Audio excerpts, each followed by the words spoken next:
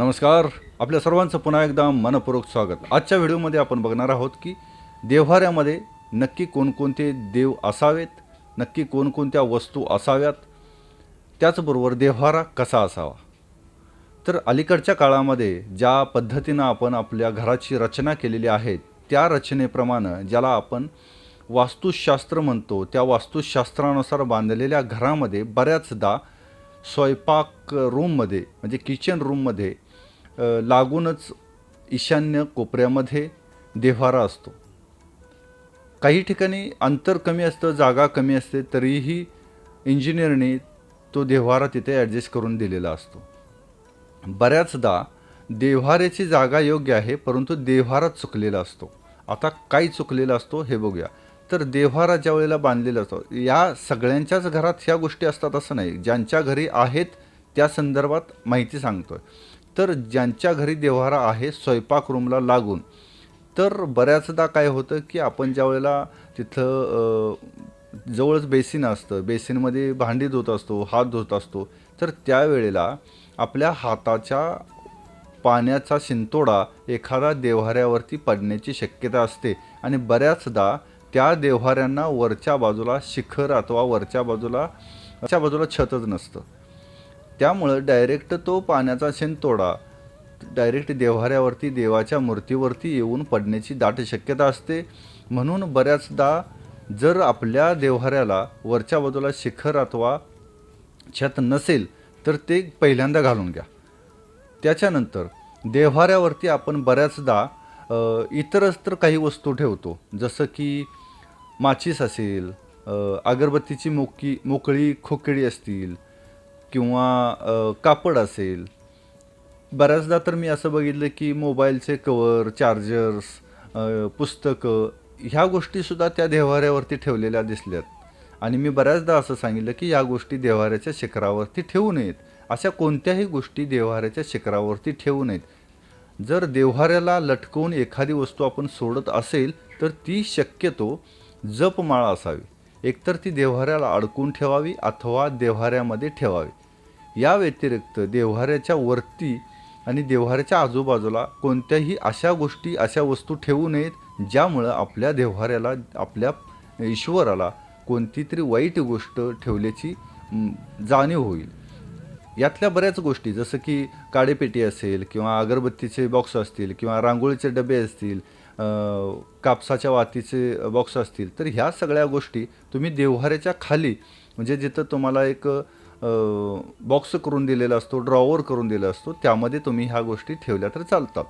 परंतु देवाच्या डोक्यावरती ह्या गोष्टी ठेवू नयेत. आता देव्हाऱ्यामध्ये नक्की कोणत्या गोष्टी असाव्यात, कोणते देव असावेत, कोणत्या मूर्ती असाव्यात आणि कोणत्या नसाव्यात या संदर्भातली माहिती. देव्हाऱ्यामध्ये मागे जसं सांगितलं तसं देव्हाऱ्यामध्ये एक कलश पाहिजे.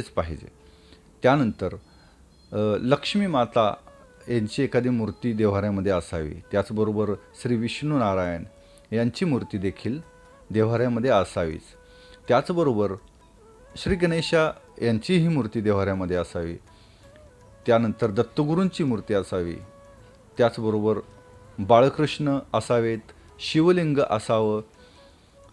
याच्यानंतर आपली ज्याच्यावरती श्रद्धा आहे ती देवस्थानं म्हणजे शिर्डीचे साईबाबा असतील, अक्कलकोटचे स्वामी समर्थ महाराज असतील, श्री गजानन महाराज असतील, श्री शंकर महाराज असतील, सद्गुरू बाळूमामा असतील, सेवागिरी महाराज असतील, हे सत्पुरुष, ही संत माणसं, ही देव माणसं यांच्या मूर्ती आपण आपल्या श्रद्धेनुसार त्याच्यामध्ये देवघरामध्ये ठेवू शकतो.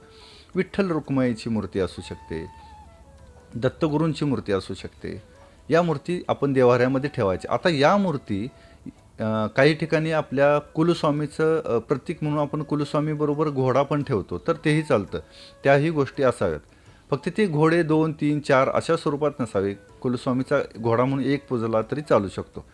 त्याचबरोबर या सगळ्या मूर्ती या एकतर पितळेच्या असाव्यात किंवा तांब्याच्या असाव्यात किंवा दगडांपासून तयार केलेल्या असाव्यात. आता दगडांपासून ह्या मूर्ती शक्य होणार नाहीत मिळणं, पण पितळेच्या मूर्ती सहजासहजी मिळू शकतात आणि पितळेच्याच मूर्ती असाव्यात. मान्यता अशी आहे की इतर कोणत्या धातूपासून बनवलेल्या मूर्ती नसाव्यात. त्याचबरोबर देव्हाऱ्यामध्ये एक घंटी असावी, तसंच शंख असावा. त्याचबरोबर देव्हाऱ्यामध्ये स्वस्तिक हे काढलेलं, कुंकवानं काढलेलं का असेना पण ते असावंच. त्याचबरोबर तांदळानं किंवा कुंकवानं ओम काढलेलं असावंच. या सगळ्या गोष्टी देव्हाऱ्यामध्ये असल्याच पाहिजेत. त्याचबरोबर देव्हाऱ्यामध्ये कधीही हनुमंताची मूर्ती नसावी, तसेच शिवशंकर महादेव यांचीही मूर्ती नसावी. या देव्हाऱ्यात मूर्ती पूजायच्या नाहीत अशी मान्यता आहे. तर यांच्या फोटो असले तर चालतात.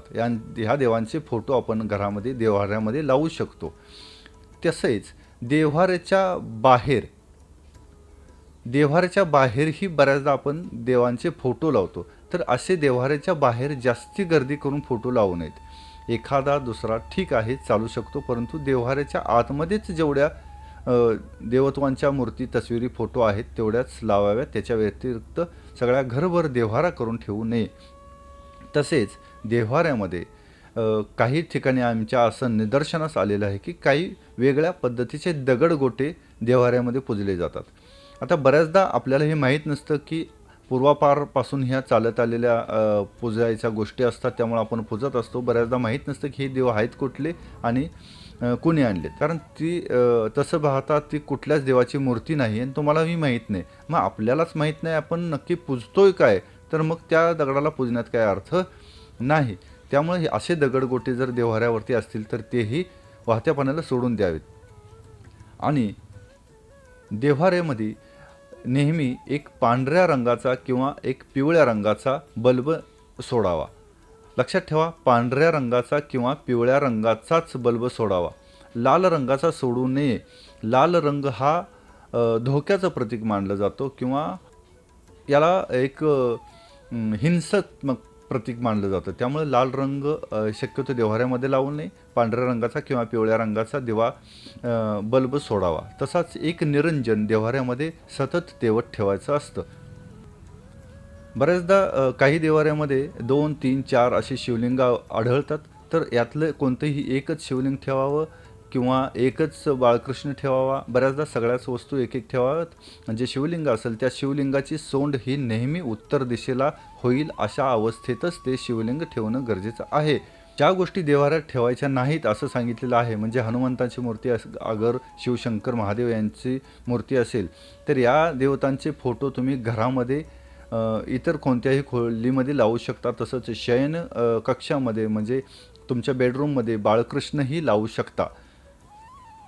भेटूया नवीन माहितीसह नवीन व्हिडिओमध्ये. तोपर्यंत श्रीराम.